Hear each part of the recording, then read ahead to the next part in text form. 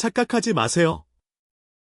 며느리, 사위는 내 엔드아포즈, 감정의 빚쟁이 엔드아포즈, 가 아닙니다. 조용한 저녁입니다. 거실에는 텔레비전 소리만 무의미하게 낮게 깔려있고 당신은 식은 밥그릇을 앞에 둔 채 휴대전화 화면만 뚫어져라 바라보고 있습니다. 오랜 기다림 끝에 마침내 아들 혹은 딸의 이름이 화면에 반짝이며 진동이 울립니다. 반가운 마음에 서둘러 통화 버튼을 누르려 하지만 신호음이 한 번 채 끝나기도 전에 전화는 뚝 끊겨버리고 맙니다. 그리고 잠시 후 당신의 가슴을 무너뜨리는 짧은 문자 메시지 하나가 도착합니다. 지금 너무 바빠요. 나중에 시간 날 때 제가 다시 걸게요. 그 짧고 건조한 문장을 읽는 순간 당신의 가슴 한가운데에 차가운 바람이 부는 커다란 구멍이 뚫린 것 같은 기분이 듭니다. 목구멍 끝까지 턱 차오르는 씁쓸함과 서운함을 억누르며 당신은 속으로 수백 번 묻고 또 묻습니다. 대체 무엇이 그렇게 바쁘다는 걸까? 내가 너를 어떻게 입히고 어떻게 먹여서 키웠는데 늙은 부모의 전화 한 통 편하게 받아줄 시간조차 없다는 말인가? 지금부터 제가 당신의 그 억울한 마음에 아주 아프지만 피할 수 없는 진실의 칼날을 들이대겠습니다. 당신은 자녀가 정말로 눈코 뜰 새 없이 바빠서 당신의 전화를 피한다고 믿고 계십니까? 아닙니다. 그것은 완벽한 착각입니다. 당신의 자녀는 지금 바쁜 것이 아니라 당신으로부터 필사적으로 도망치고 있는 것입니다. 수화기 너머로 들려오는 당신의 그 무거운 한숨 소리와 원망 섞인 목소리를 감당하기 두려워서 숨어버린 것입니다. 우리는 평생 부모라는 이름으로 자식을 조건 없이 온 마음을 다해 사랑했다고 굳게 믿어왔습니다. 하지만 우리 내면의 가장 어둡고 깊은 곳을 솔직하게 들여다보면 그 진실은 무섭도록 다릅니다. 우리는 사랑이라는 이름으로 포장된 보이지 않는 거대한 청구서를 손에 쥐고 매일같이 자식의 마음의 문을 거칠게 두드리고 있었던 것입니다. 내가 너를 위해 희생한 공헌이라는 무시무시한 항목이 빼곡하게 적힌 그 감정의 계산서 말입니다. 당신은 지금 자식의 무심함에 분노하고 계신가요? 아니면 내 평생을 바친 가장 거대한 투자가 아무런 수익도 내지 못하고 처참한 실패로 돌아가고 있다는 사실에 뼈저린 공포를 느끼고 계신가요? 당신이 외면하고 싶어하는 그 잔인한 질문에 대한 해답은 바로 지금 당신이 신고 있는 그 낡아빠진 신발에 숨어 있습니다. 지금 당장 자리에서 일어나 당신의 신발장을 한번 열어보십시오. 밑창이 다 닳아버려 비 오는 날이면 물이 새어 들어오는 그 낡은 구두가 보이십니까? 목이 늘어난 티셔츠, 유행이 한참 지나 언제 샀는지 기억조차 나지 않는 색바랜 외투. 당신은 식탁 위에 맛있는 고기 반찬이 올라와도 당신의 입에 넣는 대신 자식들 밥그릇에 먼저 올려주느라 늘 식어빠진 국물과 짠 김치 쪼가리로 끼니를 때우셨습니다. 자식이 번듯한 집을 산다고 도움을 청했을 때 당신은 노후를 위해 평생 아끼고 아껴 모아둔 적금 통장마저 아무런 주저없이 깨버렸습니다. 당신은 그렇게 자신의 뼈와 살을 깎아내고 당신의 빛나는 청춘을 땔감으로 던져 넣으며 자식을 빛나게 만들었습니다. 그리고 마음속 깊은 곳에서 홀로 이렇게 기대하고 또 위안하셨을 것입니다. 나의 이런 처절한 희생과 사랑을 알게 되면 우리 아이들은 당연히 눈물을 흘리며 고마워하고 늙고 병든 나를 평생 곁에서 잘 모실 거라고 말입니다. 하지만 이것이 바로 당신이 범하고 있는 가장 뼈아프고 치명적인 착각입니다. 자식들에게 당신의 그 눈물겨운 위대한 희생은 그들이 세상을 살아갈 행복의 씨앗이 되지 못했습니다. 오히려 그들의 좁은 마음속에 평생 짊어지고 가야 할 죄책감이라는 거대한 바위를 얹어버리는 결과를 낳았습니다. 우리 어머니는 나 때문에 평생 좋은 옷 한 벌 못 입고 고생만 하셨어. 우리 아버지는 나를 대학에 보내느라 당신의 모든 꿈과 인생을 시궁창에 버리셨어. 이런 무거운 생각들이 자녀의 머릿속을 맴돌 때 그들은 당신을 존경스럽고 사랑스러운 부모로 온전히 바라보지 못합니다. 그저 평생 뼈 빠지게 갚아도 절대 다 갚지 못할 엄청난 빚을 지워준 거대한 채권자로 당신을 두려워하게 됩니다. 당신의 그 낡은 신발을 볼 때마다 자녀의 가슴이 따뜻한 감사함으로 벅차오를 것이라 기대하셨습니까? 천만의 말씀입니다. 오히려 숨이 턱턱 막히는 압박감과 어떻게든 이 빚쟁이로부터 도망치고 싶다는 생존 본능에 시달리게 됩니다. 당신은 당신 스스로를 가엾게 희생함으로써 역설적으로 자녀가 부모에게 자연스럽게 감사함을 느끼는 그 감정의 작동 스위치를 완전히 마비시켜 버렸습니다. 이것은 부모의 희생이라는 아주 숭고하고 아름다운 이름으로 정교하게 포장된 세상에서 가장 무서운 감정적 협박입니다. 당신은 자애롭고 인자하게 웃는 얼굴을 하고 있지만 실상은 매일같이 채무를 독촉하는 피도 눈물도 없는 수구멍과 다를 바가 없습니다. 당신의 그 눈물 섞인 얕은 한숨 한 번이 자식의 가슴에는 날카로운 비수가 되어 난도질을 하고 있습니다. 내 모든 것을 아낌없이 내어준 결과가 왜 이토록 참혹하고 비참한 것일까요?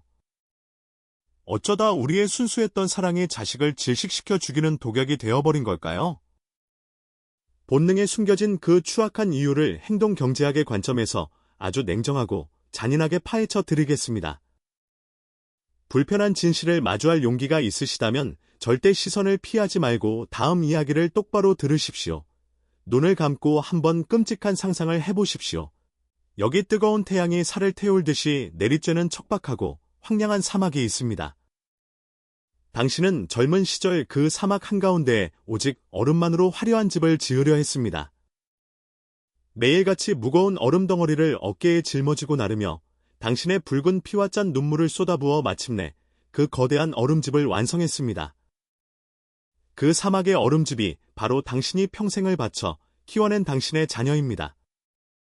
속절없이 시간이 흘러 당신의 육체는 늙고 병들어 지쳤으며 사막의 열기는 당신의 노년을 비웃듯 더욱 뜨거워집니다. 사막 한가운데 세워진 얼음집은 당연히 형체를 잃고 서서히 녹아내리기 시작합니다. 그때 당신은 어떻게 행동합니까? 당신은 흉측하게 녹아가는 얼음집의 기둥을 부여잡고 세상이 떠나가라 오열합니다. 그리고 곁에서 자신의 삶을 살아가고 있는 자식의 멱살을 쥐고 이렇게 미친 듯이 소리칩니다. 내가 이 집을 대체 어떻게 지었는데, 내 청춘을 다 바쳐 지은 집인데 당장 내 뜨거운 피와 눈물이라도 짜내서 이 집이 절대 녹지 않게 만들어. 자식이 자신의 생사를 깎아내는 끔찍한 고통을 겪든 말든 당신은 오직 당신이 지은 그 찬란했던 과거의 집이 무너지는 것만을 두려워하며 발악합니다. 이 미련하고 잔혹한 행동을 경제학에서는 바로 매몰 비용의 오류라고 부릅니다. 당신이 지금까지 갓난아이였던 자식에게 쏟아부은 수십 년의 시간, 억 단위의 돈, 그리고 다시는 돌아오지 않을 당신의 청춘이 너무나 아까워서 절대로 포기하지 못하는 병적인 현상입니다. 내가 쏟아부은 밑빠진 독에 어떻게든 보상을 받아내고 본전을 찾으려는 맹목적이고 파괴적인 집착입니다. 제발 스스로를 기만하며 그것을 부모의 위대한 내리사랑이라고 포장하지 마십시오. 진정한 사랑은 상대방이 온전히 독립하여 행복해지기를 바라는 순수한 마음이지 상대방의 영혼을 갉아먹고 착취하는 끔찍한 행위가 아닙니다. 당신이 지금 가족이라는 울타리 안에서 자행하고 있는 행동은 인간의 이기적인 본성과 악랄한 보상 심리가 만들어낸 감정의 착취 그 이상도 이하도 아닙니다. 내 잃어버린 청춘을 당장 내놓으라고 자식의 목을 거칠게 조르는 것과 무엇이 다릅니까? 손해본 투자금을 악착같이 회수하기 위해 물불을 가리지 않고 채무자를 벼랑 끝으로 몰아세우는 냉혹한 사채업자의 모습과 너무나도 닮아있지 않습니까? 매몰 비용의 병적으로 집착하면 할수록 당신은 결국 더 비참하고 거대한 손실을 마주하게 될 뿐입니다. 지금 당장 그 썩어빠진 집착의 끈을 스스로 끊어내지 않으면 당신은 자식이라는 당신 생애 유일하고 소중한 존재마저 영영 잃게 될 것입니다. 이제 당신의 뼈를 때리다 못해 부러뜨릴 만큼 조금 더 불편하고 적나라한 현실의 거울을 마주해 보겠습니다. 당신은 다 큰 자식의 배우자, 즉 며느리나 사위를 평소에 어떤 오만한 시선으로 바라보고 계십니까? 주말을 맞아 다짜고짜 아들 집에 방문한 시어머니의 당당한 모습을 떠올려 보십시오. 거실 한가운데 소파의 주인의 행세를 하며 비스듬히 앉아 손가락으로 거실장 위의 먼지를 쓱 훑어보며 눈살을 찌푸립니다. 직장 생활에 지친 며느리가 쫓기듯 정성껏 차려온 밥상을 보면서도 고생했다는 말 대신 국물간이 너무 짜다느니 우리 아들은 이런 반찬 안 먹는다느니 잔인하게 트집을 잡기 시작합니다. 딸을 시집 보낸 장인 장모는 또 어떻습니까? 사위가 가족을 위해 무리해서 새로 뽑은 자동차를 빤히 쳐다보며 축하해주기는커녕 굳이 빚을 내서 이런 비싼 차를 왜 샀냐며 은근슬쩍 집안의 경제권에 불만을 표시하고 간섭합니다. 이러한 소름 돋는 무례한 행동들의 기저에는 아주 폭력적이고 무서운 경제적 지배 심리가 따리를 틀고 숨어 있습니다. 당신은 무의식 중에 당신의 친자식을 당신이 소유한 거대한 투자원금이라고 생각합니다. 당신이 평생 피땀 흘려 키워내고 투자한 절대 손해볼 수 없는 자본금 말입니다. 그리고 며느리와 사위는 그 소중한 원금에서 자연스럽게 파생되어 당신이 죽을 때까지 당연히 누려야 할 달콤한 배당금이라고 끔찍한 착각을 합니다. 내 투자원금이 만들어낸 정당한 수익이니 내 마음대로 그들의 삶을 통제하고 간섭하고 지시해도 된다고 오만하게 믿는 것입니다. 하지만 찬물로 세수를 하듯 당장 정신을 차리십시오.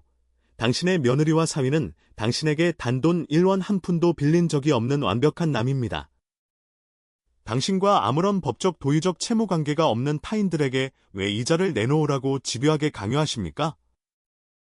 돈을 빌리지도 않은 엉뚱한 사람의 집에 쳐들어가 당장 빚을 갚으라고 협박하고 물건을 부수는 것을 세상의 법에서는 흉악한 강도질이라고 부릅니다.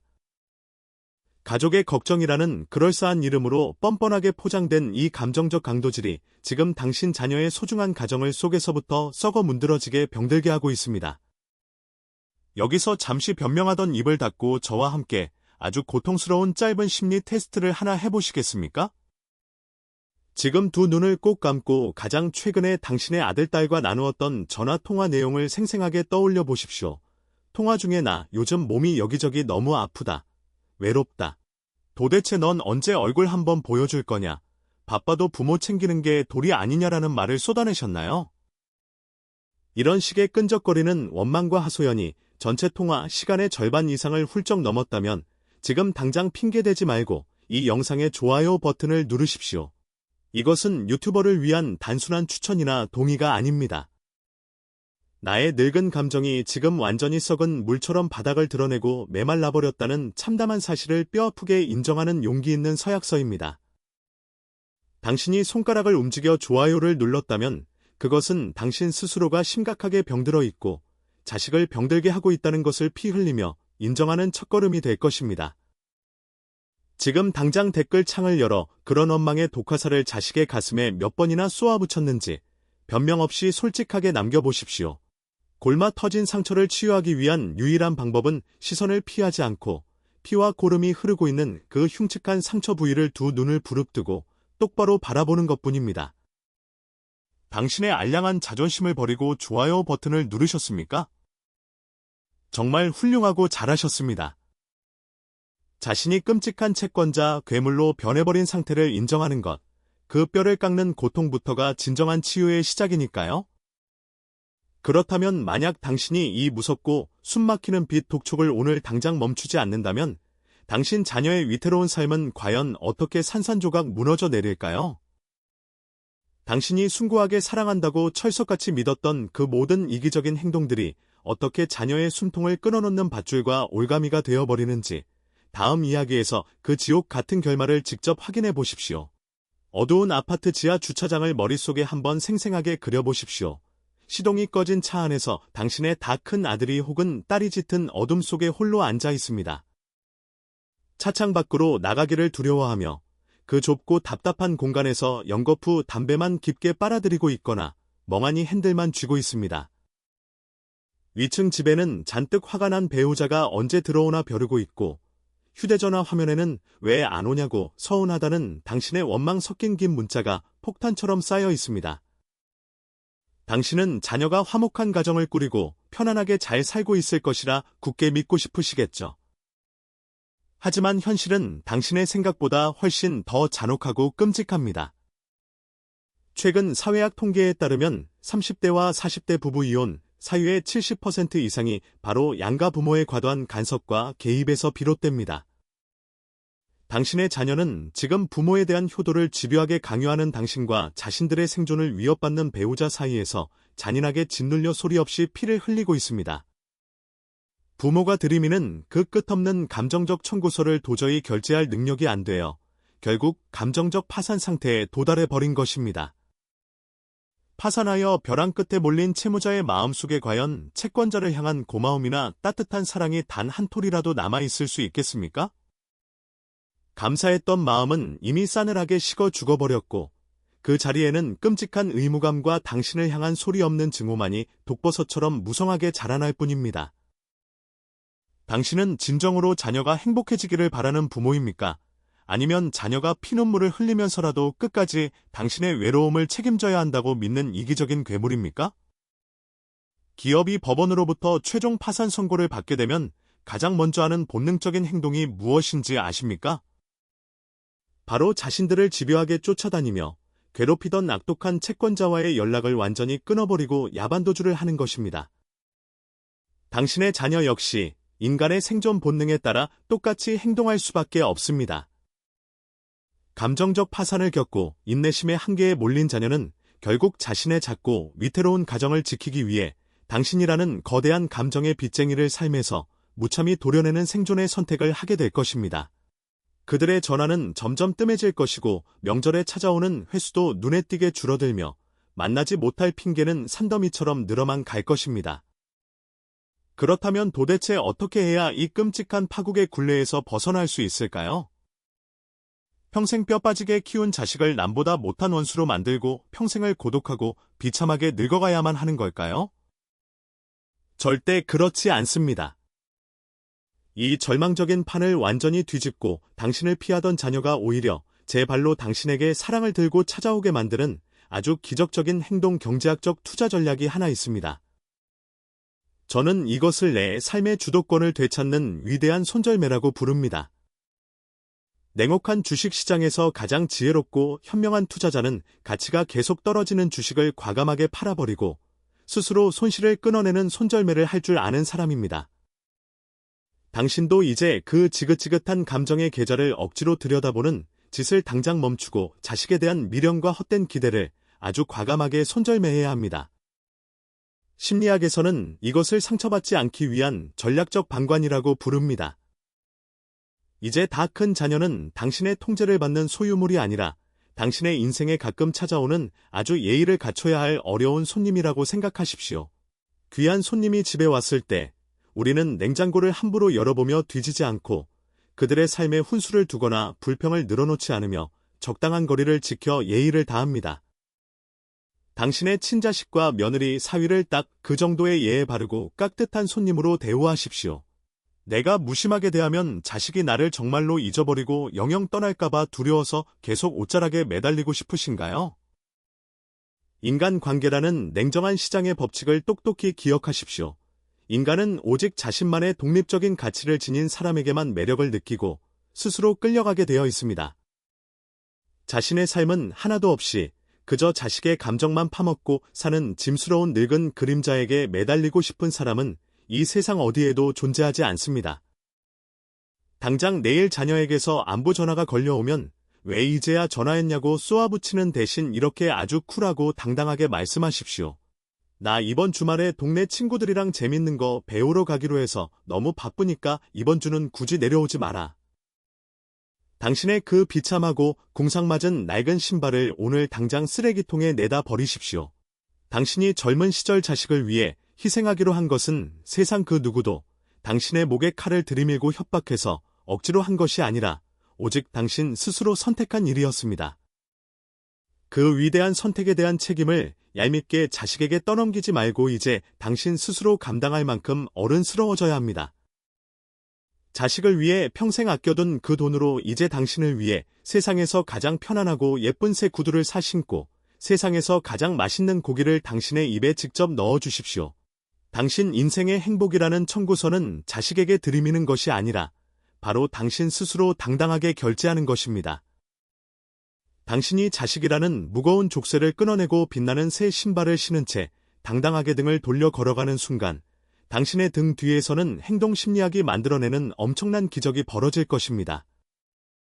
당신이 더 이상 지독한 감정의 채권자가 되기를 스스로 포기했을 때 자녀 역시 평생 가슴을 짓눌러온 그 무거운 채무자의 신분에서 영원히 해방됩니다. 자식의 숨통을 옥죄던 죄책감의 검은 그림자가 걷히면 그 자리에 비로소 아주 놀랍고 따뜻한 변화가 싹트기 시작합니다. 어느 날 고단한 퇴근길에 당신의 아들딸은 길을 가다가 무심코 당신이 평소에 좋아하던 따뜻한 음식 한 그릇을 포장해서 제 발로 기쁘게 당신의 집 문을 두드릴 것입니다. 의무감에 억지로 끌려와서 시계를 보며 한숨을 쉬고 앉아있는 것이 아닙니다. 자신만의 눈부신 삶을 즐기며 멋지고 당당하게 늙어가는 부모의 편안한 미소가 너무나도 보고 싶어서 스스로의 의지로 찾아오는 것입니다. 돈을 갚으라는 끔찍한 압박이 없는 편안한 사람에게는 굳이 오라고 부르지 않아도 사람들이 자연스럽게 웃으며 모여드는 것과 같은 이치입니다. 그것이 바로 강요된 억지 효도가 아니라 진정으로 자유로운 영혼들이 나누는 자발적이고 아름다운 사랑의 기적입니다. 이제 이 길고 아팠던 이야기의 마지막 선고를 내릴 시간입니다. 당신이 당신의 아이를 이 험난한 세상에 태어나게 한 진짜 이유는 그들이 넓고 아름다운 세상을 마음껏 날아다니며 구경하게 하기 위함이었습니다. 세상을 향해 힘차게 걸어가야 할 자식의 발목을 이기적으로 붙잡아 당신의 좁고 어두운 외로움 속에 가두고 평생 당신의 감정적 시중이나 들게 하려고 낳은 것이 절대 아닙니다. 자녀가 진짜 어른이 되어 자신의 삶을 책임질 수 있도록 이제 그만 당신의 꽉 쥔 두 손을 자비롭게 놓아주십시오. 무엇보다 자녀를 향한 독성 강한 집착의 끈을 놓아버림으로써 이제 당신 스스로가 진정으로 살아 숨쉬는 당신만의 남은 눈부신 인생을 시작하십시오. 수십 년간 꼬깃꼬깃 품어왔던 그 낡아빠진 감정의 청구서를 오늘 밤 당장 갈기갈기 찢어 저 허공에 시원하게 날려버리십시오. 모든 지독하고 끔찍했던 채무관계는 이제 완벽하게 끝이 났고 당신은 마침내 온전한 자유를 얻었습니다. 당신의 그 눈부시게 새로운 자유와 독립을 진심으로 환영합니다. 당신의 불편한 진실을 마주하고 스스로의 뼈를 깎아 치유하는 곳, 이상으로 행동심리학과 생활경제학이었습니다. 당신이 남의 빚쟁이 삶이 아닌 당신만의 진짜 주체적인 삶을 살게 되었을 때 환하게 웃는 얼굴로 다시 뵙겠습니다.